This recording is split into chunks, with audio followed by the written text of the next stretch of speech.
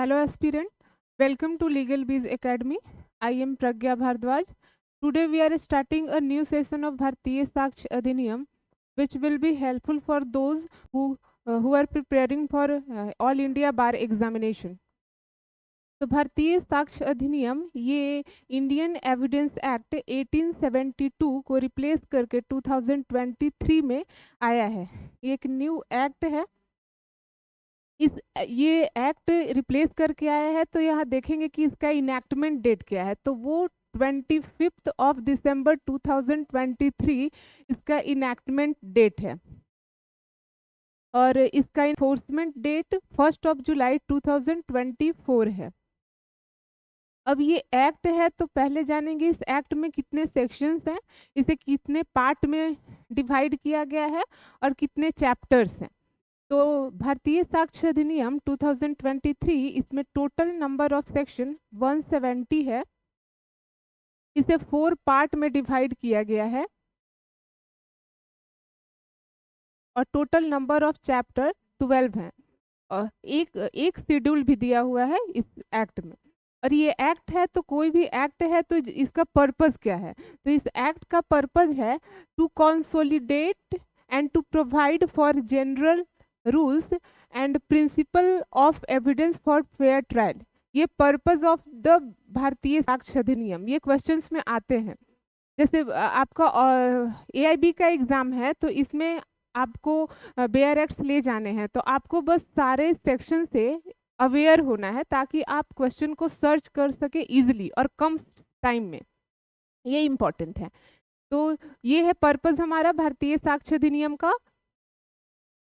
तो इसमें मैंने जैसा कि बताया कि ये इसे 4 पार्ट में डिवाइड किया गया है। तो पहले हम पार्ट 1 में आते हैं। इसका पार्ट 1 है जो बताता है शॉर्ट टाइटल, पार्ट 1 चैप्टर 1 के अंदर आता है जो बताता है प्रिलिमिनरी को।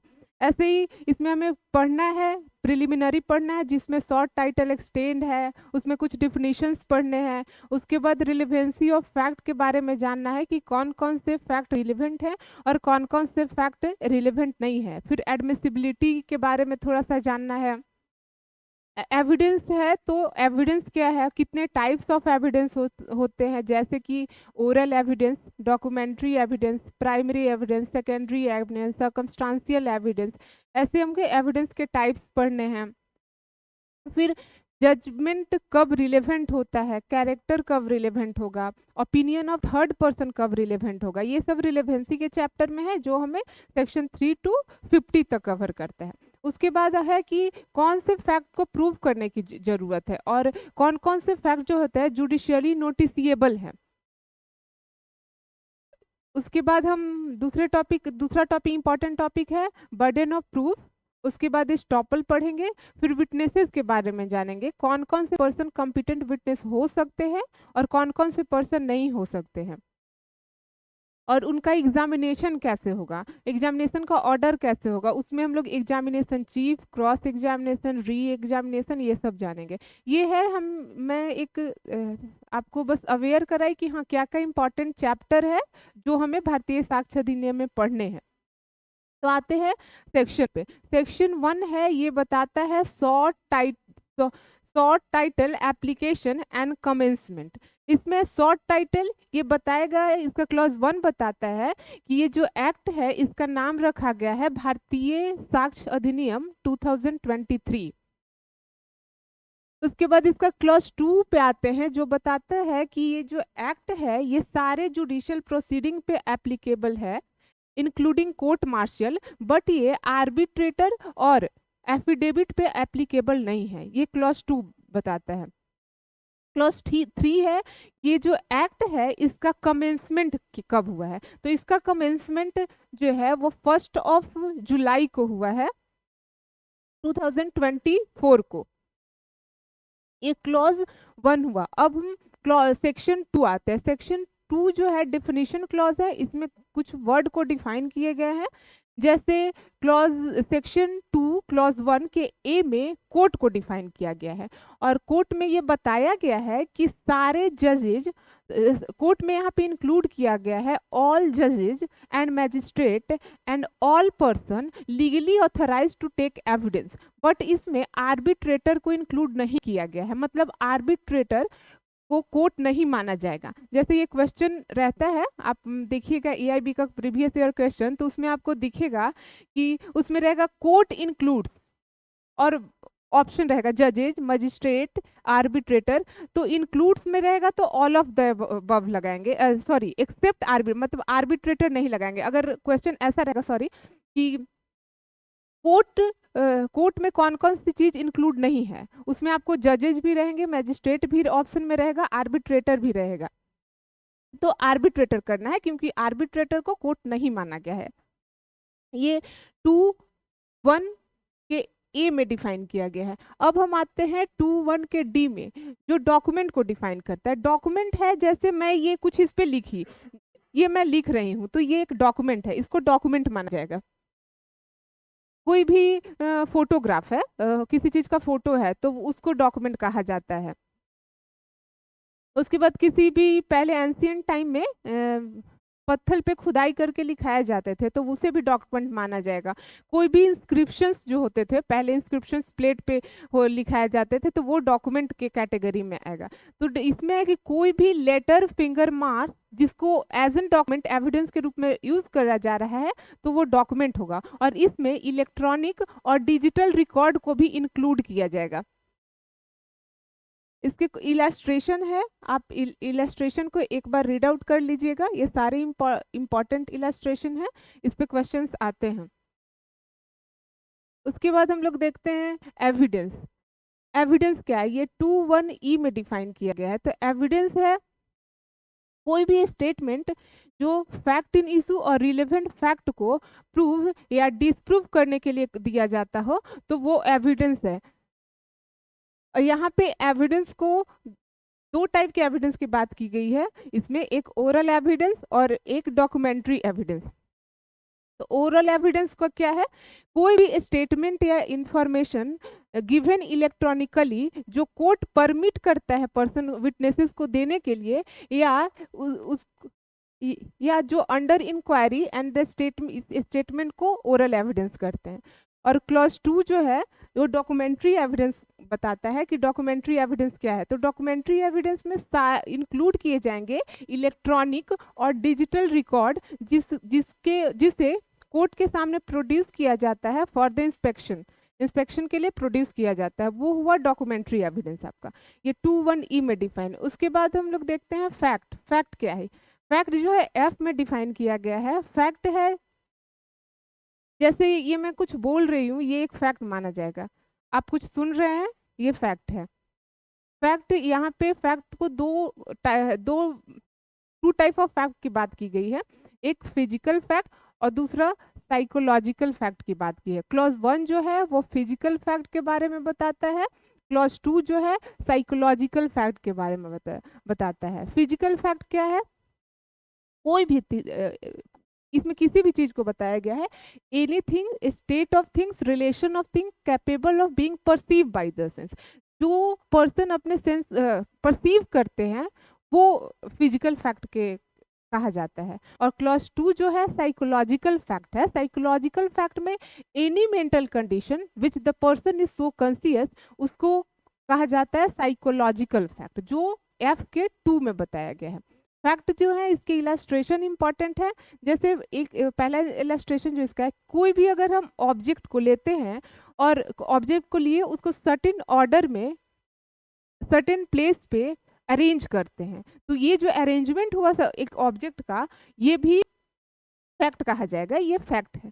अब हम देखते हैं कि फैक्ट दे देंगे। अब फैक्ट इन इशू क्या है, तो फैक्ट इन इशू जो है 2(1) में डिफाइन किया गया है। फैक्ट इन इशू नॉर्मली देखिए, कोई भी डिस्प्यूटेड फैक्ट जो है उसे फैक्ट इन इशू कहा जाता है। डिस्प्यूटेड फैक्ट समझेंगे, जैसे जिस सब्जेक्ट मैटर पे 2 पार्टी के बीच में डिस्प्यूट होगा, जैसे ए और बी 2 पर्सन हैं, तो ए ने कहा कि तुमने ए ने बी को कहा कि तुमने सी के घर से कोई चोरी किया है, और बी कह रहा है नहीं, बी डिनाई कर रहा है, तो ये हुआ डिस्प्यूट। मतलब 1 पार्टी अफर्म करेगा और दूसरा पार्टी जो उसे डिनाई करेगा, तो इस डिस्प्यूट हुआ, तो डिस्प्यूटेड फैक्ट को फैक्ट इन इशू के नाम से जाना जाता है, उसे फैक्ट इन इशू कहते हैं। जैसे फॉर एग्जांपल ए ने बी का मर्डर किया, तो मर्डर किया, तो इसमें फैक्ट इन इशू क्या क्या हो सकता है, इसमें बहुत सारे फैक्ट इन इशू हो सकते हैं। जैसे कि ए का इंटेंशन ही था बी का मर्डर करना, ये एक फैक्ट इन इशू हो सकता है। ऐसे उसके बहुत सारे फैक्ट इन इशू हो सकते हैं। उसके बाद हम लोग देखते हैं प्रूफ। प्रिजम्पशन देखते हैं। प्रिजम्पशन जो है 3 टाइप के होते हैं, presumption of fact, presumption of law and mix presumption of law and fact. जो mix presumption of law and fact है वो इंडिया में एप्लीकेबल नहीं है, बट प्रिजम्पशन ऑफ फैक्ट और प्रिजम्पशन ऑफ लॉ ये इंडिया में एप्लीकेबल है। तो प्रिजम्पशन ऑफ फैक्ट जो होता है वो वीक, मतलब रिबटेबल प्रिजम्पशन ऑफ फैक्ट है, उसको स्ट्रॉन्ग प्रिजम्पशन नहीं माना जाएगा। तो मे प्रिज्यूम जो है रिबटेबल प्रिजम्पशन ऑफ फैक्ट है, इसका वीक प्रिजम्पशन होता है। ये 2(1)H में डिफाइन किया गया है। तो है क्या मे प्रिज्यूम? तो कोई भी जो फैक्ट होगा उसे कोर्ट मे प्रिज्यूम करेगी, मानेगी उसको मे प्रिज्यूम, और जब तक नहीं कि वो फैक्ट अनलेस एंड अनटिल वो डिस्प्रूव हो गया या उसको बुलाया जाएगा कॉल करने, प्रूव करने के लिए उसको बुलाया जाएगा, तब तक वो फैक्ट को कोर्ट में प्रिज्यूम मानेगी। ये 2(1)H में है। अब हम आते हैं सेल प्रिज्यूम पे। सेल प्रिज्यूम जो है 2(1)L में डिफाइन किया गया है। ये रिबटेबल प्रिजम्पशन ऑफ लॉ है। और है क्या? तो कोर्ट जो है फैक्ट को सेल प्रिज्यूम मानेगी तब तक, जब तक नहीं कि unless and until it is disprove, जब तक नहीं कि वो फैक्ट डिस्प्रूव होगा तब तक उस फैक्ट को कोर्ट सेल प्रिज्यूम मानेगी। Third one is conclusive proof, जो हमारे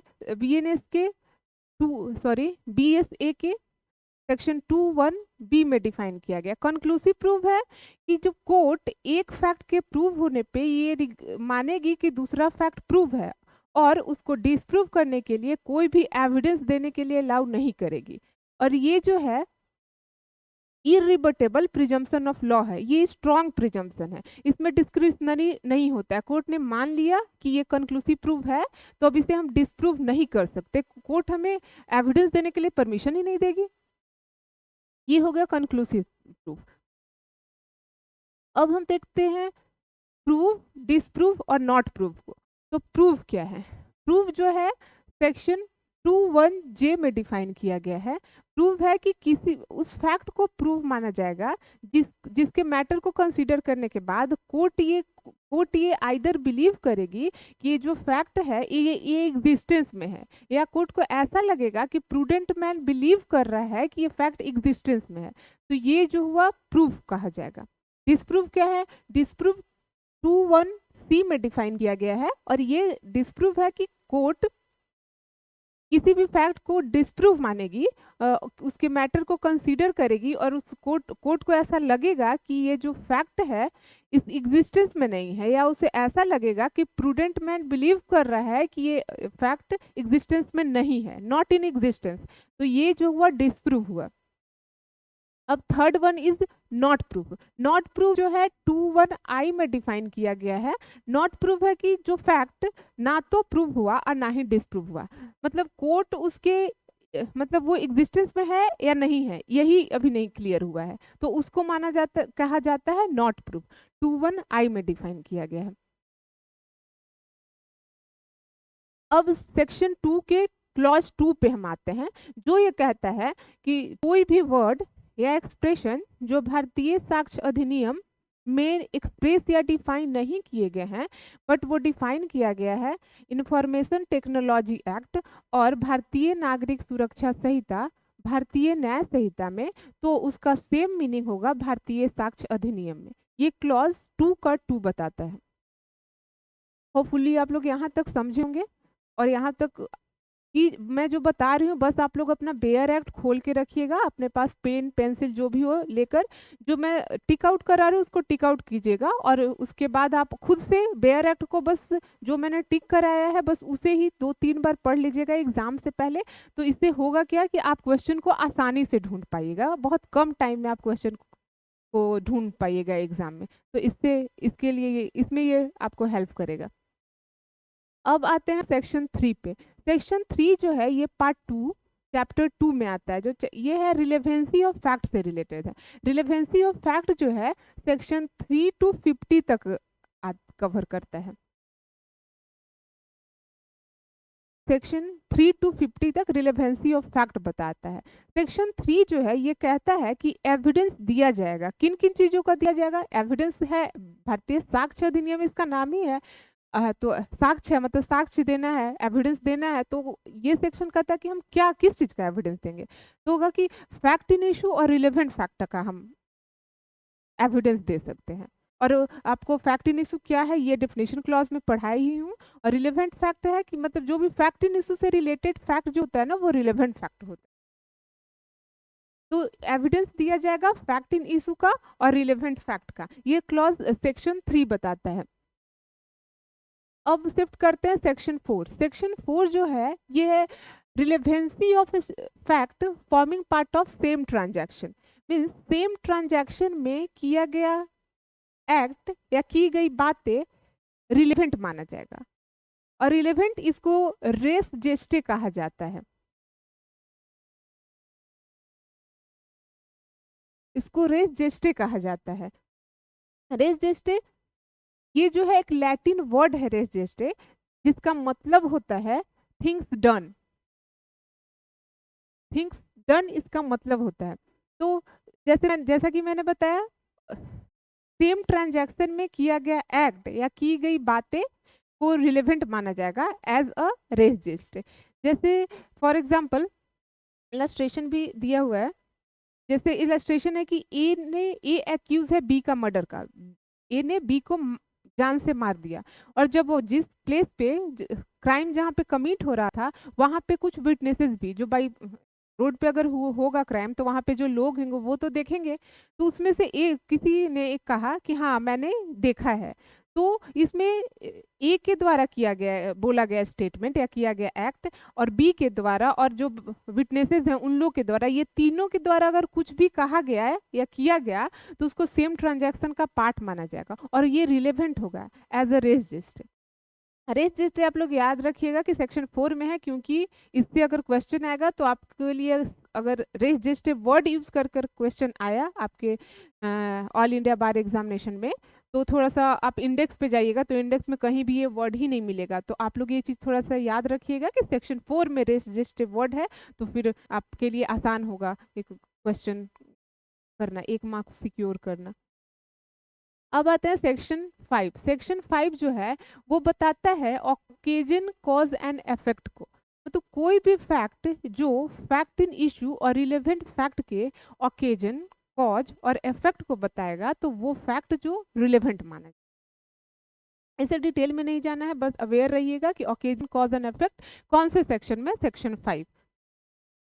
अब शिफ्ट करते हैं हम लोग सेक्शन 6। सेक्शन 6 जो है मोटिव प्रिपरेशन और कंडक्ट की बात करती है कि मोटिव प्रिपरेशन और कंडक्ट कब रिलेवेंट होगी। तो कोई भी फैक्ट जो फैक्ट इन इशू और रिलेवेंट फैक्ट के मोटिव प्रिपरेशन और कंडक्ट को शो करेगा तो वो फैक्ट रिलेवेंट होगा। मोटिव जैसे कि मोटिव कोई भी पर्सन है कमिटेड एन एक्ट, कोई पर्सन किस पर्पस से किस उद्देश्य से उस एक्ट को कर रहा है या ये उसका मोटिव हो गया। प्रिपरेशन हो गया कि ऑफेंस कमिट करने के पहले का एक्ट जो हुआ एडवांस में, मतलब करने की तैयारी कर रहा है, ऑफेंस करना है उसके पहले तैयारी। जैसे ए किसी का मर्डर करने जा रहा है तो मर्डर करने से पहले वो क्या करे, अपना जो चाकू है उसे धार दे रहा है। तो ये जो धार देना है वो उसका प्रिपरेशन हुआ, वो तैयारी कर रहा है, अब धार देगा उसके बाद जाकर किसी का मर्डर करेगा या जो भी ऑफेंस करेगा। तो ये हुआ प्रिपरेशन कहा गया। और फिर लास्ट है कंडक्ट। कंडक्ट में आता है behaviour before during and after the act. Act के पहले, एक्ट के समय या एक्ट के बाद का जो बिहेवियर होगा वो कंडक्ट होता है। तो इसमें प्रीवियस कंडक्ट होता है जो एक्ट के पहले का कंडक्ट होता है, एक्ट करने के पहले, और सब्सिक्वेंट कंडक्ट होता है एक्ट आपने करा उसके बाद जो आपका कंडक्ट हुआ बिहेवियर होगा उसको सब्सिक्वेंट कंडक्ट कहा जाता है। तो प्रीवियस कंडक्ट हुआ, जैसे आप कुछ मर्डर करने जा रहे हैं, उसके पहले ही आपने किसी को कहा कि हाँ मैं उसे अपना बदला लेने जाऊंगा, मैं उससे अपना बदला ले लूंगा, पुराना बदला लूंगा। तो ये होगा आपका प्रीवियस, पहले का एक्ट। और मान लिए उसके बाद आप एक्ट कर लिए, एक्ट करने के बाद आप जब आए तो आपको किसी ने कहा कि हाँ पुलिस आ रही है, तो आप क्या करें कि आपको तो है कि मैंने मर्डर किया, आप उस प्लेस वहां से भाग चले। तो ये हुआ आपका सब्सिक्वेंट कंडक्ट। अब हम लोग समझे प्रीवियस कंडक्ट, सब्सिक्वेंट कंडक्ट को। मोटिव प्रिपरेशन कंडक्ट ये सेक्शन 6 में है, रिलेवेंट होगा, ये बताया।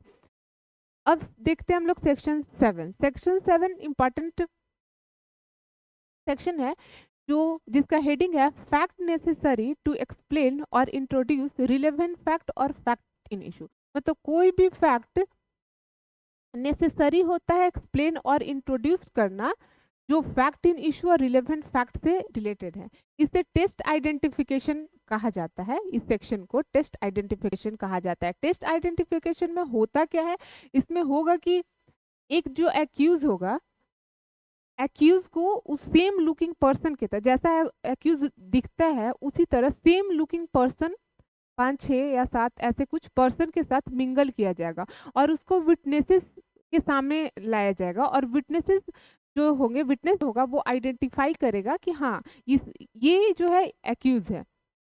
ये होगा टेस्ट, इसे कहा जाता है टेस्ट आइडेंटिफिकेशन पैरेड। और ये कंडक्ट कौन कराता है, ये कंडक्ट कराता है जुडिशियल मैजिस्ट्रेट। लेकिन इसके सोल बेसिस पे किसी को कन्विक्शन नहीं मिल सकता है। ये कोरोबोरेटिव हो सकता है लेकिन इसके आधार पर हम किसी को कन्विक्शन नहीं दे सकते हैं।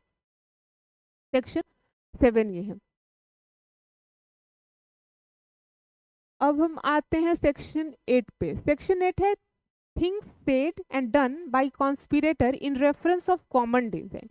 मतलब 2 या 2 से ज्यादा पर्सन कंस्पायर होते हैं, मतलब मीटिंग ऑफ माइंड करते हैं, conspire together to commit an offence. कोई ऑफेंस करने के लिए कंस्पायर होते हैं, तो उसमें से कोई भी एक पर्सन का किया गया एक्ट, या उसने कुछ एक्ट किया, या उसने कुछ बोला, या उसने कुछ लिखा, तो किसी एक भी पर्सन के द्वारा किया गया एक्ट या कुछ बोला गया या लिखा गया, वो सारे पर्सन के लिए रिलेवेंट होगा। और ये भी है कि मतलब कॉन्स्पिरेसी जब वो स्टार्ट हुआ उसके बाद से का एक्ट, और जब एंड हुआ उसके पहले का, मतलब जब से कॉन्स्पिरेसी स्टार्ट हुआ उसके बाद, और जब कॉन्स्पिरेसी एंड हुआ उसके पहले का जो एक्ट या कुछ बोला गया है, लिखा गया, वो रिलेवेंट होगा सबके लिए। मतलब एक कोई कहेगा या करेगा तो सबके लिए रिलेवेंट होगा। और इस सेक्शन को प्रिंसिपल ऑफ एजेंसी या थ्योरी ऑफ एजेंसी के भी नाम से जाना जाता है। तो आप इसको साइड में या अपने नोट्स में नोट डाउन कर लीजिएगा। Section 8 known as principle of agency या थ्योरी ऑफ एजेंसी। क्योंकि ये सेक्शन बेस्ड जो क्वेश्चन होते हैं वो ऐसे भी आते हैं, जैसे कुछ सेक्शन बेस्ड क्वेश्चन तो ऐसे ही आएंगे जो आपको मतलब सेक्शन का जो हेडिंग है वही दे दिया जाएगा और पूछा जाएगा कि कौन से सेक्शन में आता है। कुछ सेक्शन बेस्ड क्वेश्चन ऐसे होंगे जैसे ये, इसमें रहेगा कि प्रिंसिपल ऑफ एजेंसी कौन से सेक्शन में दिया हुआ है। आप अब क्या करेंगे, इंडेक्स ढूंढेंगे, इंडेक्स में आपको कहीं मिलेगा ही नहीं, तो आपका 1 मार्क्स ऐसे ही चला गया। जबकि ये जो सेक्शन बेस्ड क्वेश्चन पे मार्क्स गेन करना ज़्यादा आसान है। तो अगर आप एजेंसी को जानते रहिए कि हाँ ये मैंने पढ़ा था प्रिंसिपल ऑफ एजेंसी, सेक्शन 8 को आप करिएगा तो आप 1 नंबर अपना सिक्योर कर पाइएगा। ऐसे सेक्शन जिसमें जो हिडन रहता है, वर्ड यूज नहीं किया गया, जैसे रेस जस्टिसमेंट मैंने बताया, वर्ड यूज नहीं किया गया है, आप अगर इंडेक्स में उसको ढूंढिएगा सेक्शन बेस्ड क्वेश्चन में तो आप नहीं कर पाइएगा। उसी तरह सेक्शन 8 भी है, इसे प्रिंसिपल ऑफ एजेंसी या थ्योरी ऑफ एजेंसी कहा जाता है। अब देखते हैं सेक्शन 9। सेक्शन 9 है when fact not otherwise relevant become relevant. इस सेक्शन को प्ली ऑफ एलिबी कहा जाता है। एलिबी जो होता है एक लैटिन टर्म है जिसका मतलब होता है एल्सवेयर। मतलब जैसे जिस पर्सन पे, किसी पर्सन पे एक्यूजेशन लगा, तो एक्यूजेशन लगा और जहाँ पे वो ऑफेंस कमिट हुआ था वो पर्सन उस प्लेस पे था ही नहीं, उसकी पॉसिबिलिटी नहीं थी कि उस प्लेस पे वो रह सके। तो इस तरह एल्सवेयर मतलब प्ली ऑफ एलिबी मतलब एल्सवेयर, कहीं और, जैसे ऑफेंस हुआ पटना में और वो यहाँ था ही नहीं, कहीं और था, ऐसा चीज को प्ली ऑफ एलिबी कहते हैं इस चीज को। तो जो प्ली ऑफ एलिबी होता है ये एक्यूज लेता है, प्ली लेता है, एक्यूज प्ली लेता है अपने डिफेंस के लिए। सेक्शन 9 में इसमें दो कंडीशन देगी, कोई भी फैक्ट जो अदरवाइज रिलेवेंट नहीं है वो रिलेवेंट हो सकते हैं कब, if they are inconsistent with the fact in issue और relevant fact, fact in issue और रिलेवेंट फैक्ट से अगर इनकंसिस्टेंट होगा तब, या एग्जिस्टेंस और नॉन एग्जिस्टेंस जो होगा फैक्ट इन इशू का वो हाईली प्रोबेबल या इम्प्रोबेबल होगा, उसके होने की चांस ही नहीं रहेगी, ऐसा कुछ। तो ये दो कंडीशन में ये रिलेवेंट माना जाएगा as a plea of alibi. For example, a पे एक्यूजेशन लगा, ए पे एक्यूजेशन लगा कि उसने बी का मर्डर किया है चेन्नई में।